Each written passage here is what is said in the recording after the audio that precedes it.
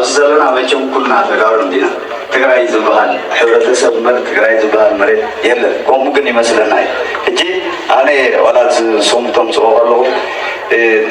حوات وي وفر السلام يرتويان تقارن قدر وي إثيوبياوان يرتويان بولو ويكا تقاري مكان إحنا تقارو أبي إرترازلو تقارو أبي إثيوبيا زلو سلام زخبركم تخطاتلت مدبنا نلوم خا لغمت ياكل ابتحت الزبل عرستي نزا حصار صحف نباخم نبلا مكتتالكم اي فلينا لغمت ياكل سلام هزبتات ايرتران تግራይን እንታይ ማለት መጀመሪያ ህዝብታት ኣብ ዝኾነ እዋን ተባኢሶም አይፈልጡም ህዝብታት ግዳይ ናይቲ ኣብ መንጎ ክልተ ሃገራት ኣብዚ ጉዳይ እኳ ኣብ መንጎ ሃገርን ሓንቲ ንእሽቶ ክልልን ምባል ይሓይሽ ዝፍጠር ፖለቲካዊ ኮነ ዶባዊ ምሳሓብ ዝመንቀሊ ረጽሚ ጥራዮም ግዳይ ዝኾኑ ተሓርካ ተሓጺቡ ዘይጸሪ ናይ ዘመናት ቂም ክኾነልካ ጭብጦ ኾነ ሓቅነት ዘይተረኽቦ ብጆኖሳይድ ክትቅንን ጎረርኻ خሳብ ዝነቅዕ ክትገዕርን ሓጊኻስ ሕጂ ንይምሰል ናይ ሰላም ሃዋርያ ክትመስል ትደሊ ዋናታቱ ከም ዘይሰርሕ ፈሊጦ ምስ ረስዕዎ እኳ ኸይተረፈ ዋላ ኸማን ሕጊ ዓለም ድሕርቲ ኩሉ ዝገበሮ መጽናዕቲ ከም ጆኖሳይድ ከቐምጦ እንተዘይፈተወ ንሕና ግን ብሩህ መጻኢ ምዃኖም እዮም ከም ጆኖሳይድ ኢና ክንቅበሎ ዋላ ንመጻኢ ክብሉ ዘይሓፍር እዮም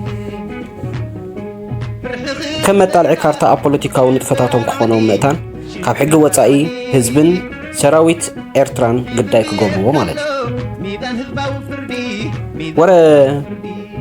ኣብ ክንዲ ኤርትራ ዝውክሉ በዓል መን እዮም እቶም ኤርትራ ከም ሃገር ኣብ ዓለማዊ መድረኽ እትፍለጠሉ ሰንደቕ ዓላማ ዘይኣምኑ ደቂ ሃገሪና ባህልቲ ወይ እቶም ንኤርትራ ከም ሓንቲ ሃገር ዓለም ለኻዊ ናይ ምድርን ባሕርን ሕጋዊ ዶባታ ዘየኽብሩ ዶስ እቶም ነቲ ኤርትራ ከም ሃገር ኣብ 6 ዞባታት 9 ብሄራትን 2 ሃይማኖታትን ሓቂፋ ተኸዶ ጉዕዞ ዘይኣምኑ እዮም እዚ ብሰላም ኤርትራን ትግራይን ዝተኻየደ ናይ ውሑዳን ዋዕላ ጌና ካብ ርእስቱ ኣትሒዙ ህቡእ ኣጀንድኡ ንጹር እቲ ንዝሓለፈ ኣስታት 30 ዓመታት ብንጥፈት ተሰሪሒሉ ክሳኻዕ ዘይከኣለ ዓጀውጀው ሕልሚ ዓባይ ትግራይ እቲ ዝሕዝን እዚ ሕልሚ ዝውን ናይቲ ዝበዝሕ ህዝቢ ትግራይ ዘይኮነ ናይቶም ሕቡእ ኣጀንዳታቶም ኣብ ስትራቴጂካዊ ኣቀማምጣ ኤርትራን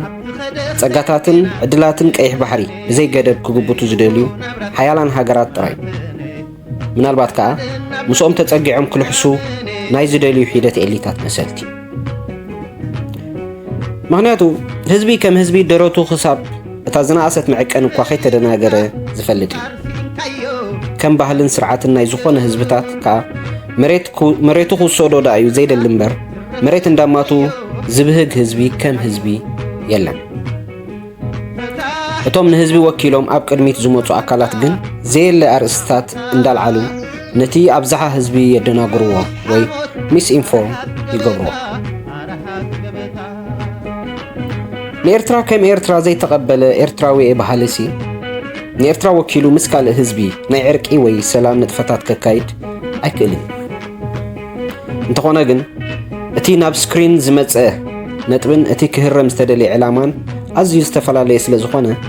ካብታ ኣርእስቲ ወፂና ኣብቲ እዝን ካልእ ከምዚኢታትን ድሒሩ ዝፈጥሮ ሳዕቤን ንገምግም ኣብዚ ብብርጌድ ንሓማቱን ብደለይቲ ፍትፍትን ተማእኪሉ ብዙሓት ተጋሩን ትግራዋይነት ክዕደሎም ጭንን ዝብሉ ገለ ሒደትን ገዲፍና እቲ ኤሊታት ተጋሩ ቀቅድሚ ዓቢ ክሳራን ብርሰትን ዘርእይዎ ተደጋጋሚ ንጥፈታት ንርአ ሓደ ኣብ ኩናት 98 ኣይተሓዙኒ ናይ መራሕቲ ትግራይን ኤሊታቱን እንታይ ከም ዘሰዓበ መቸም ጸላኢ እኳ ዝፈልጦ ሓቂ እዩ ግን بقلباتو خصوم عوض برهم سلزي سانو نزحت فيديو نتعذب ጀነራሎች ሶስት ግንባር ነበር አይደል ታስታውስ ከሆነ የባድመ የዛላምበሳና የቡሬ ግንባር በሶስቱም ግንባር የነበሩ ጀነራሎች በተናጠል አናገርናቸው በተናጠል ስናናግራቸው ለምሳሌ የባድመው ጀነራል ያለን ነገር በእኛ በኩል መግባት አይቻልም፣ የምትችሉ ከሆነ በቡሬና በዛላምበሳ ግቡ አለን። የቡሬውን ስናናገረው ደግሞ በቡሬ በኩል መግባት አይቻልም፣ የሚቻለው በሁለቱ ጋር ነው። ስለዚህ በተናጠል ጀነራሎቹ መረጃ ስጡ ሲባሉ በራሳቸው በኩል እንደማይቻል በሌላው በኩል እንዲሞከር ነው አድቫይዝ የሰጡት ማለት ነው። በኢትዮ ኤርትራ ጦርነት ተጨፈጨፍን። አንድም ቦታ ፈቀቅ ማድረግ አልቻልንም። አንድ ክፍለ ጦር ያመጣል፣ ያስገባል፣ ይጨፈጨፋል። ሌላ ክፍለ ጦር ያመጣል፣ ያስገባል፣ ይጨፈጨፋል። ቁጥሪ 2 ድሕሪ ናይ ነዊሕ ኣይ ሰላማይ ኩናት ፃዕሮ ሞት እዘን ክልተ ሃገራት መረቑ ዝፀንቀቐ ህወሓት ካብ 4 ኪሎ ንመቐሊኖ ምስ ተተፍአ ንዑ ተኪኡ ዝመፀ ምዕባለታት መንግስቲ ኣብዪ ኣሕመድ እንተስ ብልቡ እንተስ ክሳብ ዝደልዎ ምስ ኤርትራ ዝነበረ ኩነታት ናብ ሰላም ብምምእዛን እዞም ክልተ ሃገራት ድሕሪ 20 ዓመታት ናይ ሰላም ሃዋህው ተራእየለን። ሽዑ ከዓ እቲ ጠፋእኹ ሎሚ ክብል ዝጀመረ ህወሓት ሓድሽ ቋንቋ ይጀሚር። ንሕና ፍቕርኹም ኣምሓሩ ከዓ ባሕርኹም ኤሮብ ካብ ኤርትራ ተዓቢ ፀኒሖም ከዓ ድሕሪ መረፃ ሓደ ኣላ ብዛላምበሳ እንዳበሉ ካልእን ናይ ኣይተሓዙን ይሃበስ ቀደስ ክብሉ ኢና ርኢና። ኣብቲ ሰዓት እቲ እውን ብዘይካ ገለ ሒደት ዝተደናገረ ንሱ እውን ነይሩ እንተኮይኑ ምስ ህዝቢ ኤርትራ ኮነ ምስ ህዝቢ ኢትዮጵያ ናብ ኩናት ኣትዩ ደቁ ከህልቕ ዝበሃገ ህዝቢ ትግራይ ከም ዘይነበረ ብድፍረት ዝግመት እዩ። ህዝቢ ካብ ጥፋኣት ስለ ዘይከስብ እምበር እቲ መንከማይን ፈኽራታትን ዘስዓቦስ ኩላትና ዝረኣናዮን ዝሰማዕናዮን ስለ ዝኾነ ኣብ ዝርዝራት ምእታው ዘድሊ ኣይመስለንን። ቁጥሪ 3 ሕጂ ከዓ ድሕሪ ዝኹሉ ክሰራታትን ብርሰትን ኣብ ክንዲ ሕጅስ ኩላትና ከም ሰብ ንሕሰብ ተላዚብናን ቀኒዕናን ከዓ ነዚ ህዝብታት እዚ ዞባ ሰላም ንሃቦ ካብ ሕሉፍ ንመለስ ንባል ምስታ ኣጀንዳታታ ኣብ ቀርና ኣፍሪቃን ኣብ ቀይሕ ባሕርን ብመንፅር መዘናእ ዝኾነ ሃገራት ቻይናን ሩስያን ኢራንን ካልኦትን ባይታ ዘቢጡ ዘሎ ኣሜሪካ ብምዃን ሕጂ እውን ኣብ ልዕሊ ኤርትራ ብገለ ፍሹላት ተቋመርቲ ተሓጊዛ ንኻልእን ካልእ ዓይነት ጥፍኣትን ላዕልን ታሕትን ትብል ዘላ ህወሓትን ገለ ኤሊታታን ንብዓት ኣዴታት ትግራይ ክነቅፅ እኳ ከይተፀበዩ ምትኹታኻት የብዝሕለዉ። ስለዚ ኸዓይና እዚ ናይ ሰላም እንዳበልካ ላዕልን ታሕትን እንታይ እዩ ኢልና ክነግሩና ንዝደለይዎ መልእኽቲ ከይተፀበና እቲ ንሱ ፅባሕ ዘስዕቦ ዋጋ ክብርታትን ልዕላውነትን ምድፋር ዝኸፍልዎ ኣገባብን ዓይነትን ጥራይ ምትሕስሳብ እዩ ዘድልየና እምበር ሰላምን ዕርቅን ምስ ህዝቢ ኤርትራስ ናብ ኤርትራ ኸይድካ እምበር ናብ ኤውሮጳ ወይ ኣሜሪካ መፂኻ ኣይኮነን። ሰላም ንህዝብታት እዚ ዞባ ነው ያኔል ረህማን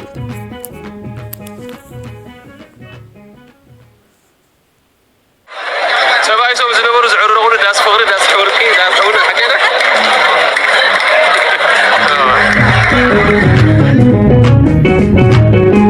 سياق تاريخ عقلي ثبت صار فقري صار سلام صار ثبت بالشروي شيء عدو صار نظنت بس خيخات تضيقي بحلاف النت أنا نيرو تمال فكر هلو مين مثلائي وفيدو مكر تونكو زي فكر زي حافر حسابا يأتو أيه وفر